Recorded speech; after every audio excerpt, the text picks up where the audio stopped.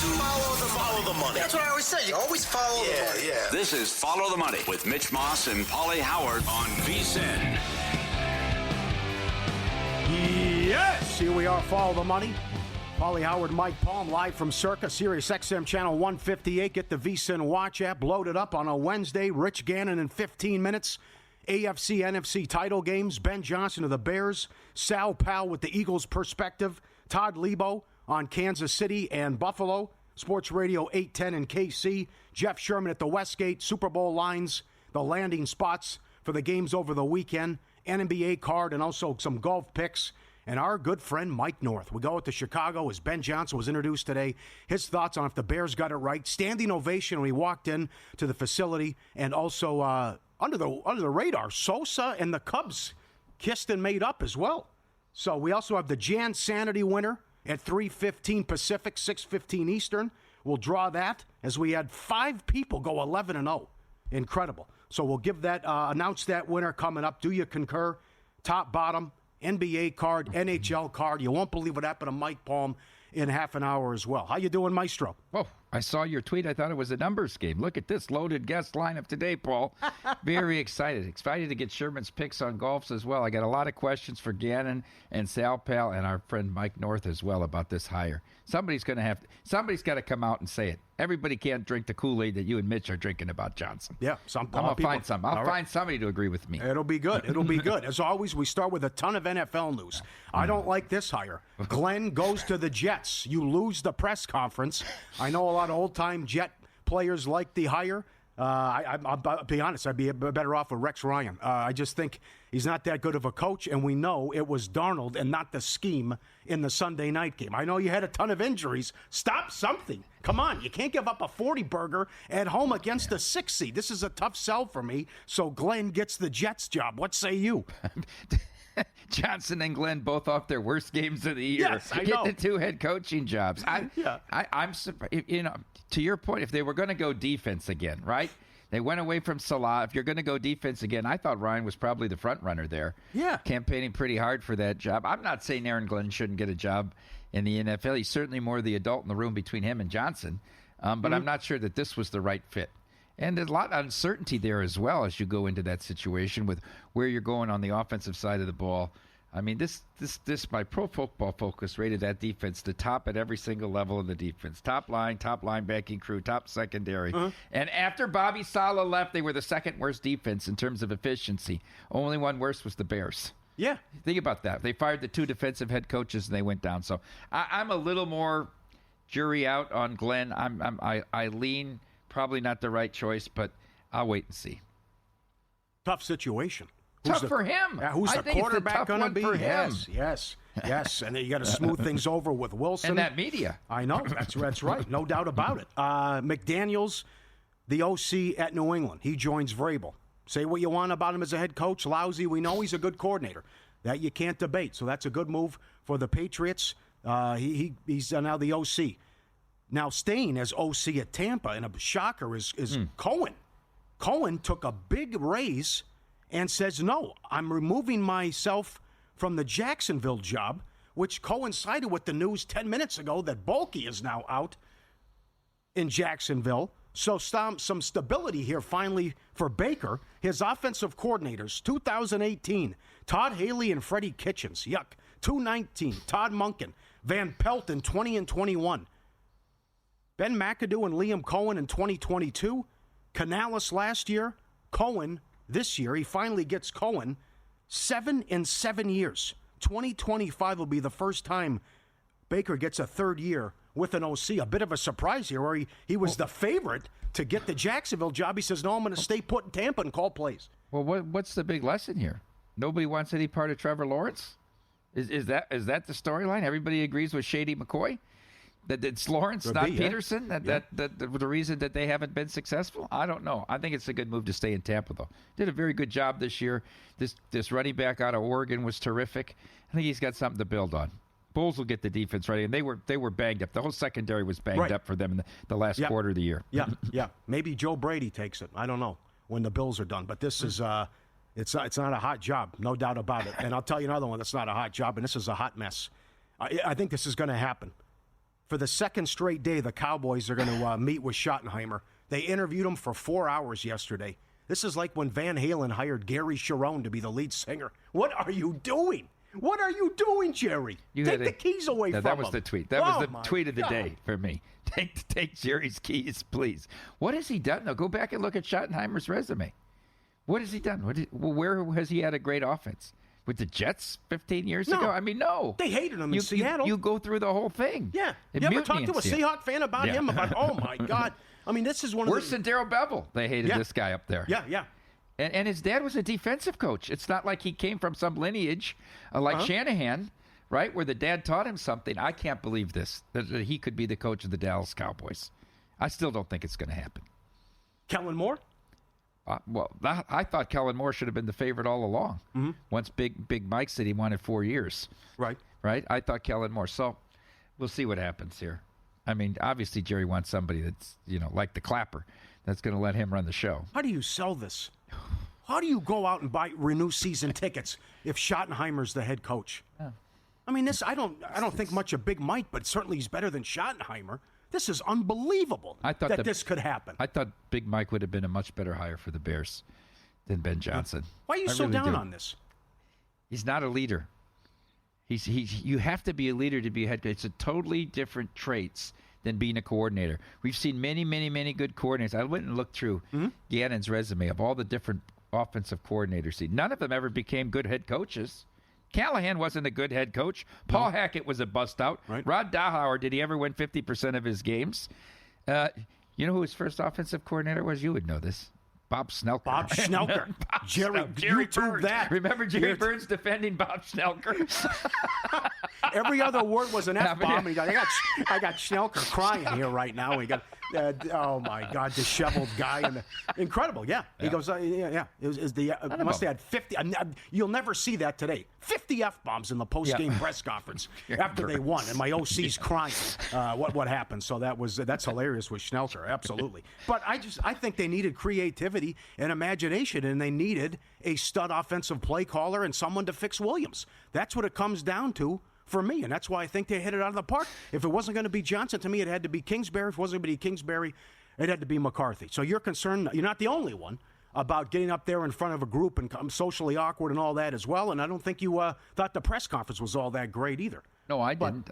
The LaFleur line? We'll listen to it. We'll listen to it, right? You got the tape. So he walked in and said, hey, Bears fans will like this. I love beating LaFleur 2 times every year. So to me, it was an awkward silence. It was like when Jeb Bush at the town hall said, okay, you can clap now. He said, okay, you can laugh now with the LaFleur line.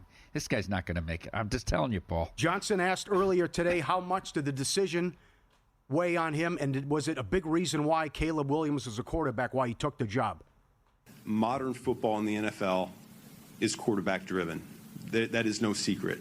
You can look at analytics. Right now, quarterback success is a higher predictor of winning and losing than turnover ratio, which has been for 20 plus years. Okay, that's changed. So there's no doubt Caleb played a large component into my decision. He is a phenomenal talent that had, as many quarterbacks do, an up and down rookie year. Where I see my role is as a supporter of him. This offense will be calibrated with him in mind. We're going to build this thing. This is not simply a dropping of a previous playbook down on the table and starting there. Nope. We're ripping this thing down to the studs, and we're going to build it up with him first and foremost, and then with the pieces around him next. I really look forward to challenging him. Very good. Excellent. He's taking the offensive guard dive out of the playbook. That's a good thing. Good. They got a lot better by doing this. And they'll fix the defense. They quit on Eberflus. You're right about how bad the defense was down the stretch, but they need structure, they need organization, and they need to look like a legit offense, an NFL product, and stop with the just running out and scrambling every single play and ad-libbing. And if you can see what Kingsbury did with Daniels, Johnson can do that with Caleb Williams. But his job is to be the advocate for Caleb Daniels. His job is to run the organization. He's responsible for all 55 guys. He can let Allen run the defense. He can just work, be in the lab and cook things up with the offense and get them going. Likes to run the trick plays when they're up 3 scores. Yeah, sure, right. And when you're down 10. Or down. I know. That was bad. That was bad. Very good. We'll do this later. Any thoughts on Mel Kiper's mock draft that came out today? Cam Ward, number 1 to Tennessee. I think it's going to be Hunter. I think it's going to be Hunter. Right, because they said we will not pass on a generational talent. And there was a big move on Sanders as well. He has, Hunter. He has Hunter going to Cleveland at number 2. See, to me, I think the question for the draft is which of those 2 quarterbacks do you want to take if you're taking a quarterback? Do you want Shador and all that goes with that, or do you think Cam is just as good? But that's the toss up to me. I'm totally with you. I think Hunter's going number 1. Yep. Mm-hmm.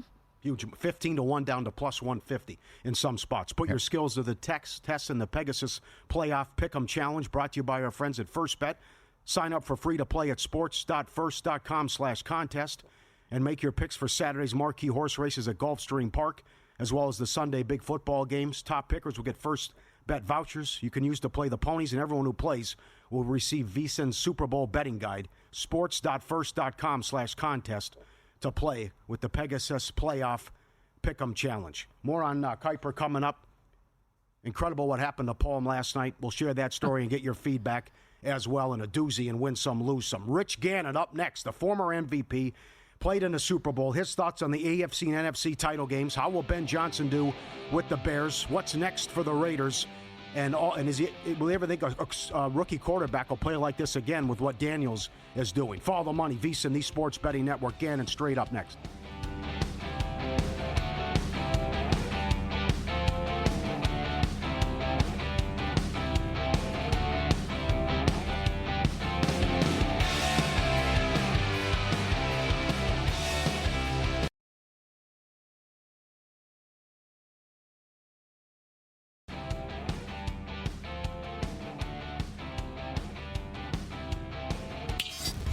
This is Follow the Money on VSiN. We continue with the NFL. Our NFL analyst and MVP, Rich Gannon, joins us now every week on the Progressive Guest Line, getting you ready for Championship Sunday. Appreciate the time, sir. What did you think? Let's start with Washington and Philly. What did you think how Hurts looked in the second half and how the knee gave him problems and how many times the Rams put him down? Yeah, look, the Rams defense has really played well the last 2 games. And if you think about Jalen Hurts, guys, so much of his game is from the waist down. His ability to create and improvise, his ability to manufacture some offense, his ability to scramble around, extend plays.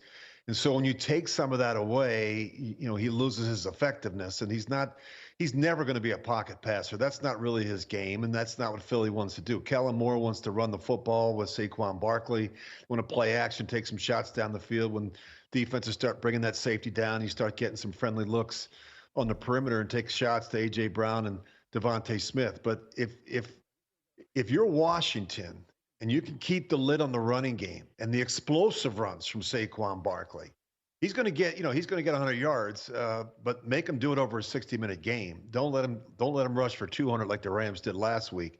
But if you can keep the lid on the explosive runs and you can get Philly in those 3rd and 5+ situations, then you got a chance, because that's what you want. You want to have Jalen Hurts having to make the throws in critical situations on 3rd down. And I think that's going to be the key for Dan Quinn and that defense down there in Washington. Is there an edge to be had meeting a team for the 3rd time? Yeah, I just think these are divisional opponents. These are teams that know each other well. They know the personnel, they know the scheme. They know the coaches in terms of the coordinators, what their fastballs are. What's Vic Fangio going to do in a critical situation? What does Kellen Moore like to do when they're backed up? Those type of things. So I don't know that there's an advantage either way. I just think that it should be a really entertaining game. Look, Washington is more than capable of going into Philadelphia and beating the Eagles. The Rams had them. The Rams had a chance there at the end with the ball and a chance to win that game. And I'm just telling you, this Jaden Daniels, guys, we've been talking about this all season long on this show. He doesn't look, he doesn't act, he doesn't play like a rookie. He's got a lot of experience, played a lot of football in college, and his composure down the stretch, I think rubs off on everybody. They feel they can go anywhere, anytime with Jaden Daniels and win the game. And I think this is going to be a great game in that NFC Championship. Well said. Well said. How much does it help that he knows he's got 4 plays in his back pocket, how aggressive Quinn's going to be? You love it, right? They were the best, really, they're one of the most aggressive and one of the best teams in the NFL when it comes to converting on 4th down. There's a certain comfort level there. I don't think Cliff Kingsbury's ever surprised when Dan Quinn says into his headset on second and 6 or on 3rd down, hey, let's have a play ready for 4th down. He always seems to have a play ready. The quarterback is never surprised. That's kind of the world they live in. They practice those situations. Situationally, they've been very, very good. When you talk about a 4th down or 3rd down situations or red zone, it's been an impressive group to watch. I think they've gotten better defensively as well. And I just think that this quarterback is magical. When things break down around him, he seems to be at his best. Rich, I want to throw one counterpoint at you here. Sure. And I took the Redskins. I think the line's way too much. But that game in November on the Thursday night in Philadelphia, I don't know if he was hurt, but he looked out of sorts. And I thought maybe it's the cold weather. He's not used to playing in the cold, Daniels. And he hasn't had to in the playoffs either. They get to play in Tampa and then the Dome in Detroit. Is there any concern about the weather affecting him on Sunday? Well, nobody, I don't care who you are, right? If you're Josh Allen, if you asked him, nobody wants to go out and play in cold, freezing temperatures. Nobody wants to go out and play with it when it's raining or anything like that. It's just, any NFL quarterback, to deal with a slick ball is very difficult. I would tell you that there was a stretch there for about a month where he wasn't physically. I know he got those ribs. He got a shot where he got knocked around pretty good, and I missed some practice time. And I think when you're a young quarterback, every day at practice is important. Every week we're learning about the quarterback. We're learning about what he likes, what he does well, what he doesn't do well. So, missing some practice time maybe had an impact on him that week. But look, I look at how well they're playing, this string that they're on right now, the way they're winning games. They call them the Cardiac Commanders for a reason. And I'm just telling you, I keep an eye on Washington. This is it. I like Philly. They're the more physical team. They got the better offensive line. They got the better defense, the better defensive line. But if you're going to ask me right now, in a gotta-have-it situation, with the game on the line, who do I trust more, Jalen Hurts or Jaden Daniels? Give me the rookie all day long. Yeah, I agree. That's incredible. Did you ever play 4 straight road games? How difficult is this for Washington, 4th straight road game? I can't remember, but I'm sure I did at some point. And it's hard, right? But look, this is not like you're having to go from the East Coast to the West Coast. If you wanted to, you could jump on a bus and drive up 95 and make it to Philadelphia. Though obviously we'll fly to the game, but this is a quick turnaround for them. And, I think there's certainly familiarity with the locker room, the facilities, the stadium, the field, and certainly the personnel. And I think that will benefit the young quarterback. Follow the money, Pauly and Mike Palm, VSiN, the Sports Betting Network. Our NFL analyst, Rich Gannon, our guest, the MVP on the Progressive Guest Line. How about the AFC game? It's awesome with Allen against Mahomes. Do you think the Chiefs are an elite team with a little bit of luck factor, and they benefit from officiating from time to time? How do you see this? What happened last week where they were outgained, more first downs? Houston was great on 3rd down and somehow lost the game. I don't think they really care one bit whether people refer to them as AFC West champions, repeat Super Bowl champions, lucky, whatever. This is just a team that's really good guys with the game on the line. There's no better team in the NFL when you're inside 2 minutes and you have to make a play, whether it's on offense, defense, blocking a kick. They do it. It seems like they do it every week, and I think they benefit from having been in those situations every week. I mean, it doesn't matter who they play; it's always going to be close. I think if you're Buffalo and you're Sean McDermott, you've got to feel pretty good by what you saw on film from the Houston Texans defense last week. The Texans played really well defensively, and they held them to like 218 yards of offense or whatever it was. They kept the lid on the running game, kept the lid on the passing game. The only thing they didn't do a good enough job of was keep the lid on Travis Kelce, who had 117 receiving yards in the game. But other than that, I think there's a formula for success for the Buffalo Bills. Buffalo's another team that is more than comfortable going into Arrowhead and playing the Chiefs. This is the 9th time that Mahomes and Josh Allen have met. They're 4-4, although 3 of those wins from Mahomes has been in the postseason. So Curious to see what Buffalo can do. But I'm telling you, these are going to be great championship games. We have teams that are evenly matched with a lot on the line. Do you think Buffalo will feature Kincaid more that Kansas City struggles against tight ends? And that tight There's ends no can have question. a big They've got two really good tight ends. They'll be really involved in the game plan. I think, you know what was encouraging to me last week, guys? Mm-hmm. If you look at Josh Allen's numbers, right, and you'd say, if you just looked at his numbers for the day, you would say there's no way they beat the Baltimore Ravens. Right. And they beat the Baltimore Ravens. It was a complete team effort. And I was encouraged by what I saw from Buffalo last week at home against a pretty good Baltimore defense. That's an excellent point. Do you think Ben Johnson can fix Caleb Williams? I think he can, but they've got to fix things around him. I think you start with the offensive line. They got to put together a really good coaching staff. And what Ben Johnson realizes is that this is one of the more competitive divisions in all of football. You look at Green Bay. They won 11 games. You look at the Minnesota Vikings, they won 14. You look at the Detroit Lions, they won 15 games. This isn't going to be easy for Ben Johnson to get this thing turned around in Chicago. How difficult is it, and you played for a lot of different offensive coordinators, Rich, to make that leap from coordinator to successful head coach? None of the coordinators that you played for were able to do that. Objectively, took a step forward and became a very successful head coach. You know, it's really hard, and I think it's also really hard, as you point out, for the young quarterback. Like, I always call it the Alex Smith syndrome. You know, he was in San Francisco. I think he had like 6 different play callers in his first 7 seasons. Mm-hmm.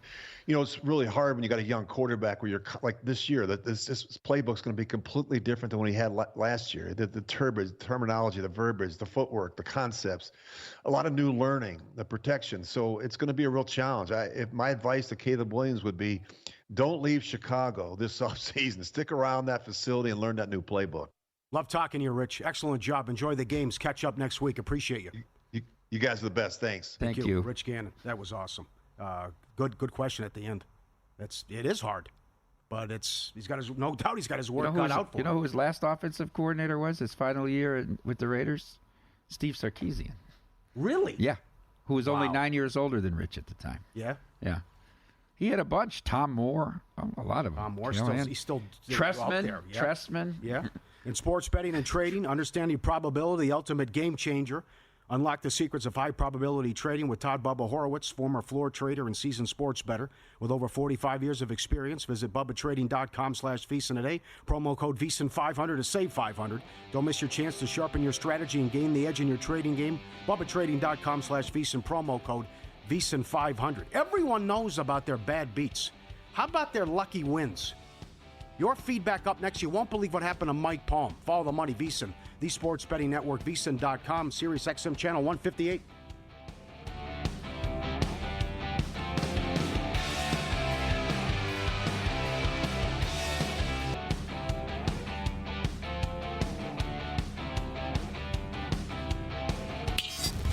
This is Follow the Money on VSiN. Whether it's sports betting or poker, everyone can come right up to you and go over their worst beats of their life. But how many times do they think about the lucky winner or the miracle they had where they sucked out on the river or got a lucky cash on a parlay, straight bet, whatever it may be? What happened to Mike Palm last night was incredible. He gave out Nashville on the puck line last night for the G-Bank best bet of the day and in pocket. And you look up in the second period, and it's 5-1 Sharks. And, of course, the tweets come in, right? The tweets were coming in at 3-1. Yeah. Then the goal at the end of the period, and then the goal to start the second. Yeah, right? Nashville, question mark, question mark, question mark. People private messaging me, glad the Predators showed up tonight. I was never sweating it. You can look back later. What are you going to sweat the last 40 minutes? I go, got to get a goal, got to get a goal. Mm-hmm. And when it got to 5-3, then I started to watch it again. My only concern was, don't tell me they come back and win by 1 and they can't get an empty netter here at the end. But they got the job. When you have Georgiev on the other side, you're never out of it. Yeah, you had it the whole way. I had it the whole way. So they win 7-5, and you get the empty netter as well. Absolutely. Score the last 6. That's Did you see what they were? I saw plus 250 when it was 5-3. Did you see what they were to win down 5-1? I'm not sure if it was 4-1 or 5-1. The highest I saw was plus $11. I know when they were down 3-1, when they cut it from 3-0 to 3-1, they were only plus 180. Oh, God. At 3-1. Right? So you were thinking they were still alive then. And then I stopped watching for a while. Mm-hmm. I was sweating the other game, the Montreal Tampa Bay under, which was a terrific game. But Montreal had a terrific home crowd. They're now only 1 point behind Tampa Bay. This is going to be a playoff team this year. They're an exciting young team. Okay, as a former poker player and also a longtime sports bettor, I want to focus on this, and no one does this. Unique perspective. I want your lucky wins. I don't want to hear about the bad beats. Everyone can go on and on about the bad beats and all-time bad beats, and we've done that. Give me some of your lucky wins that because you got to factor those in too. Because some doesn't even out all the time. I doubt it, but still, everyone can point to woe is me. And I remember guy Rick Esposito. You believe the beats I take, but you also have to point out, I was lucky there. I was fortunate there. There's many unders I've hit when I've had a lot of money on soccer games where they call something back on VAR that's ridiculous, where they say it's offside by a 16th of a millimeter. I mean, you can punt to those. I'm going to point to two situations in my life, and one was poker and one was sports related. I'll tell the sports related one first. My father worked at St. Regis Paper Company, later became Georgia Pacific, but they had a NCAA tournament bracket. Oh, yeah. Right? Yeah. $500 an entry. Oh. Now you're thinking about in the 70s, 80s, and 90s, right? Good. Pretty stiff, right? And every year he would buy an entry for himself and an entry for me. From I think at the time I was about 8, and we each filled out our own bracket.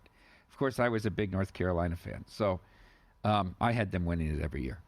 But in 93, when they played the Fab Five, so it comes down to, it's 1 point the first round, 2 points, but then you have to predict the score of the final game, right? When you fill it out as a tiebreaker. And I had Carolina winning by 5, right? Going into that game, there were like 12 people that could still win the whole pool, which was over $40,000 to win this thing. 7 of them had Michigan, 5 had North Carolina. So if Carolina won, I was going to be one of 5 people. And then the margin of victory of Carolina in the final game would determine it. One person had 2, 2 people had 3. I had 5, and another person had 8. So I had to win it by 5, 6, or 7, because if you could go under if it was the same distance. So, I mean, they're up 1, and Sullivan misses the free throw. I mean, it's going to be very hard for them to win by 5. I'm almost hoping for overtime. And then Weber calls the timeout, and Donald Williams hits 4 free throws, and they win by 6, and we scoop it. I think my dad took home $42,000. Beautiful. Bought me a car, put $20,000 in an account for my education, and he kept the change. But that was Ronnie Palm. I mean, the Weber timeout was huge for me, right? Not that I had made a big bet, but it was worth $40,000 to the family. And you need the Reese's for the squirrels. Yeah. Oh yeah. Beautiful. Only the Reese's, Judy. Come on, Judy. Anyhow. Then the poker one is very interesting. We used to go down to Tunica, Mississippi. This is when I was running the poker room in East Chicago, Indiana, and we would drive down to Tunica. And Jack Binion had a big tournament down there in January every year, and they had a cash game. I would just play in the cash games. We play 50, 100 Omaha, 50, 100 Stud 8 or better, 75, 150 sometimes. So I always went with a guy named Vic Orlando. He's a wackadoo. He would bring $30,000 in this little gray bag he put in the back. He bought a new Buick Park Avenue every year, so we would ride in his Park Avenue. I'd drive most of the way. Anyhow, I brought like $12,000. We get in this 50, 100 Omaha 8 game with a kill. I'm playing all night. I can't win a hand. I flop a straight. There's a flush. I go taps. I'm stuck out to 12,000. Now I know some of the guys that are playing in the game because I had played with them years before, and there was Dickie, who had these boats in Miami, or Captain Dickie, we called him. So, but it's like 6 a.m, and the guy I'm with, Vic Orlando, he's up in the room sleeping. So I said, Dickie, I'm all out.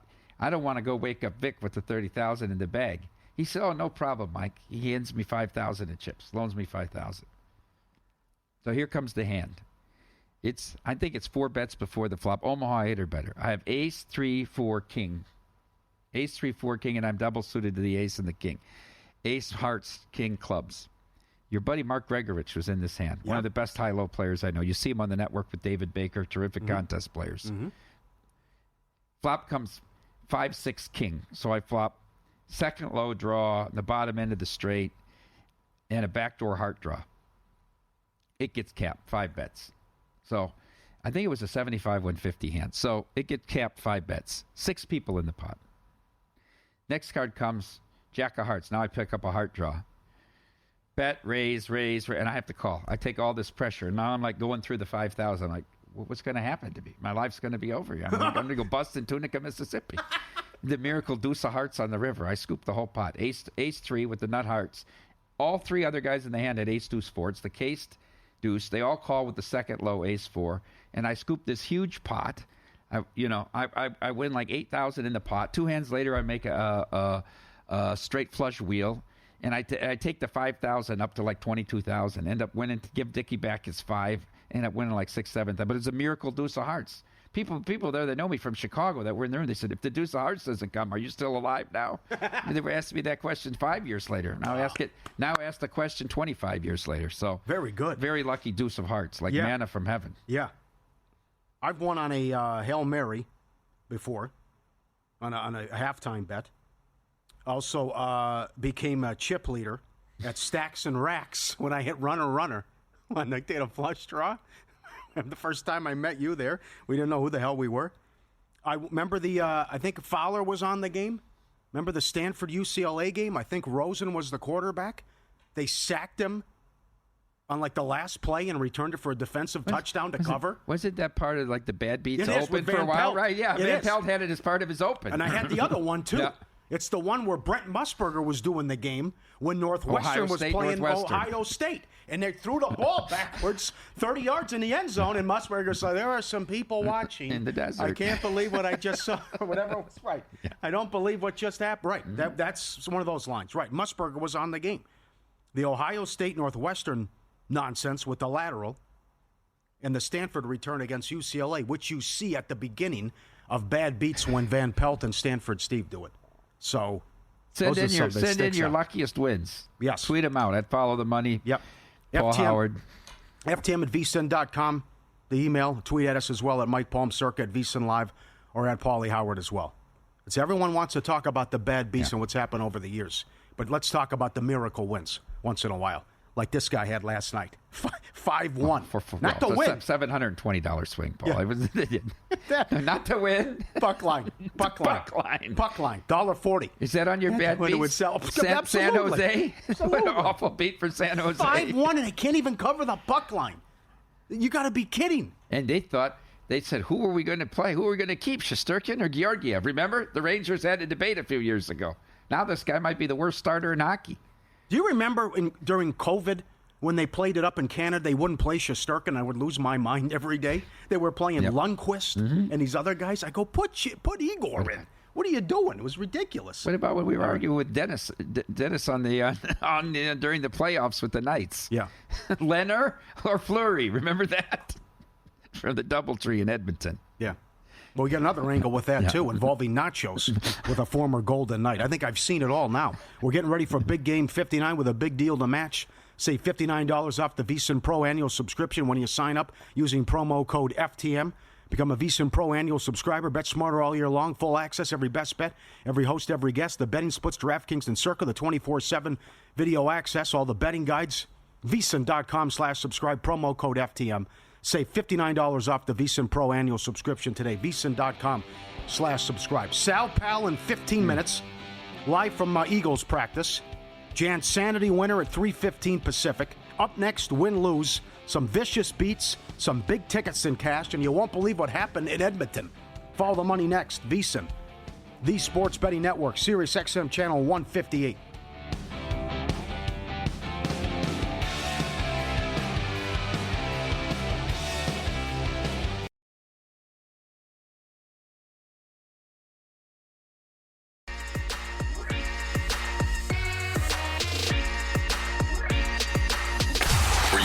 Last night? Wow, winning. Or was it a rough one? Well, they can't all be winners, can they? Loser! You're a loser! Pauly Howard recaps the night in sports betting in Win Some, Lose Some. All right, a couple nice wins for UNLV Hoops, and then it goes to bleep. Wyoming comes to town, plus 330 on the money line, and takes them out. Buckeyes, plus 425, beat Purdue. Minnesota, plus 330. Yeah.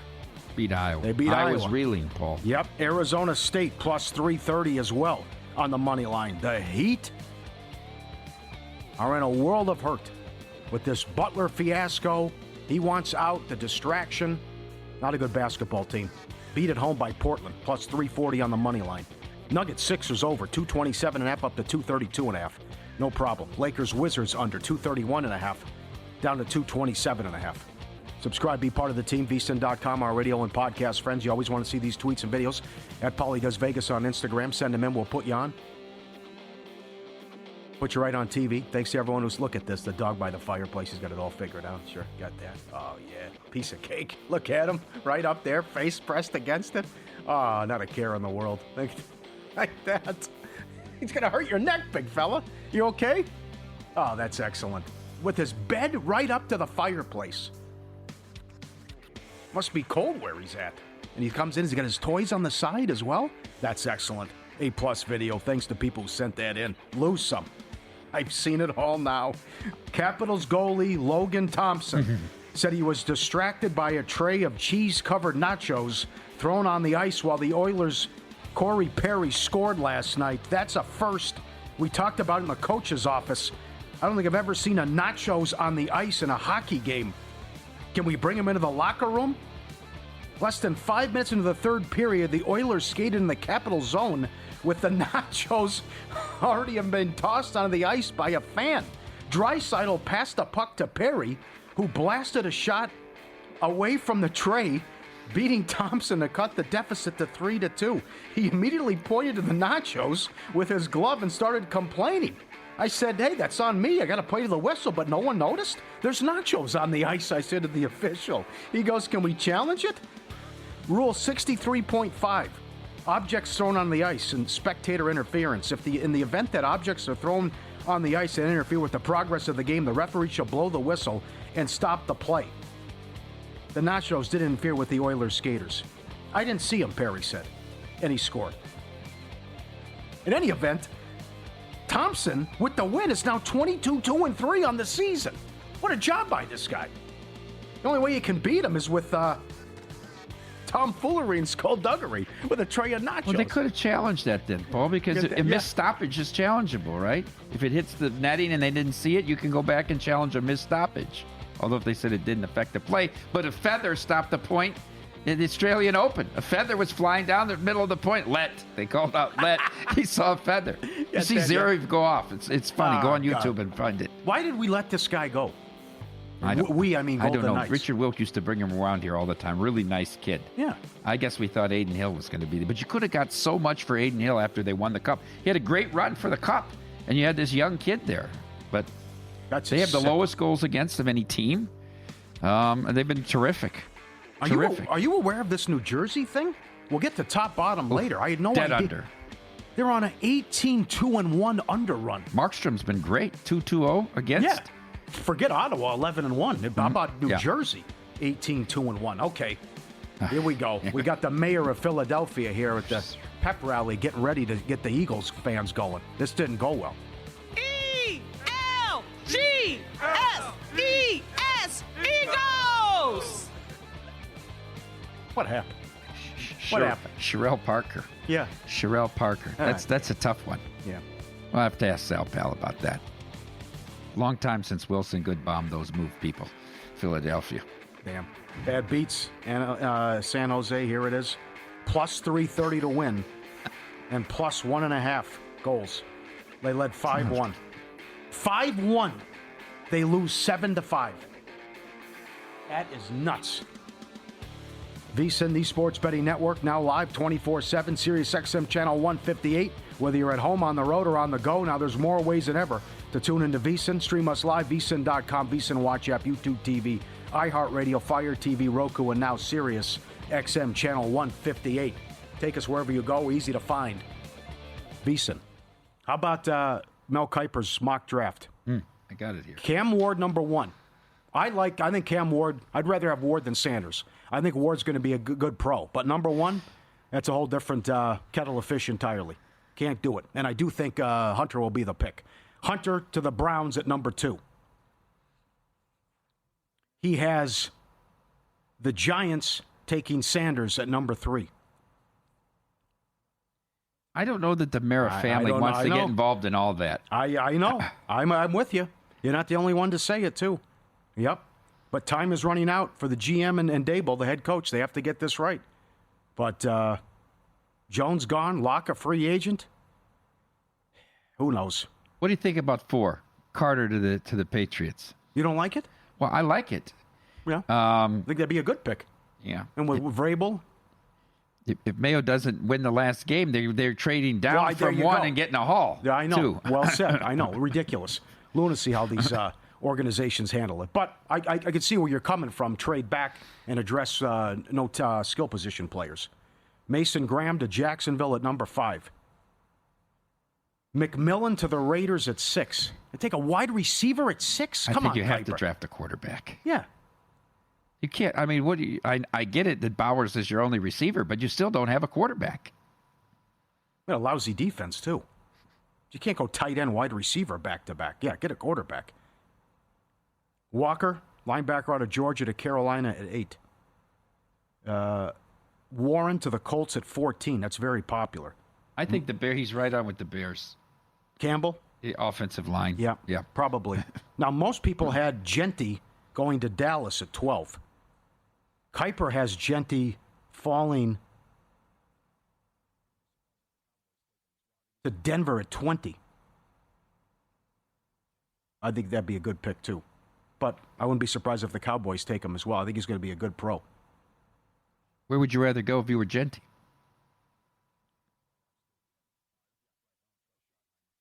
Go play for Peyton or go play for Schottenheimer? Yeah, I got to go Denver. Yeah, I made the playoffs, too. Yeah. Yeah, right. I don't trust Schottenheimer. Absolutely. So a couple, that was Kuiper's first mock draft. Found that interesting. Some good stuff there today. So the Johnson thing with the press conference and how you're adamant that it's a bad hire, and you're not the only one. But I thought I agree with Mitch that it was an A-plus hire, and based on what was out there, I was shocked they got him, though. Because how about all the NFL insiders getting it wrong, that it was either the Raiders or going back to Detroit? And then most people, even your sources in Detroit, saying socially awkward and not going to be that guy. It's either going to be Can't Raiders, stand in front of a group of people. or he comes back. Yeah, right. I heard. How big of a deal do I you heard think? the Raiders offered him 8.5, and the Bears came over the top 13.5. You see, O'Connell just signed a 3-year extension. Yes. I still got 1 year on his original contract of 5.1, but I'm hearing $15 million a year for KOC, tripled his salary, which was a deal that was worked out during the year, but they waited to announce it till the season was over. Good move for Minnesota, I think. Do you think that's a big deal? Remember Sirianni's bizarre press conference when he was introduced? Remember how awkward Gannon was in front of Arizona to start out? Yeah. I want to ask Sal Pal the relationship between Hurts and Sirianni. I hear it's not good. You still think there's issues? I wonder if Sal Pal has any scoop there. I do think there's still issues. I think there's a lot of people who have issues with Sirianni. Well, he totally lost the locker room last year. He did. What did he do to defend this guy? Hurts is sitting on the sideline. They're calling him out of his name, and nobody comes to his defense. Guy's an MVP. I mean, they're talking about, Jaworski and everybody came on and said what intangibles he had. He's a leader. There's guys going up to him, calling out his name, and they don't do anything to defend him. I still think there's bubbling issues there. Whether they can coexist and win, we'll see. Yeah. Well, I think also it makes it easier just have Kellen Moore go to him, call the plays, get the short stuff going early, and get back to the Super Bowl and lean on Barkley. So who knows? Maybe he sticks around with the Schottenheimer news. Both games against the Redskins. 26 for 146, 29 for 1. I mean, this guy does. When does he have a miss? Barkley. It's every game he does this stuff. Well, highest prop ever. What's he? 128.5, whatever the hell it is. He's minus 230 here to score a touchdown. Right? Yeah. It's nuts. I did see you guys have good odds. They put out the props today. What did I see, Kelsey? Kelsey's plus 325 to have 100 yards. And he does that 3 out of the last 4 AFC title games. It's plus 325 to have 100 yards. Put that up today here at Circa. Sal Pal coming up next. Go out to Eagles practice. Give the update on Hurts with the knee. Mitchell's condition. He was at practice today. And I have a prediction. Vito's son's going to pick Washington. He's going to take the points. Sal Pal up next. Can't wait. VSiN, follow the money, the Sports Betting Network.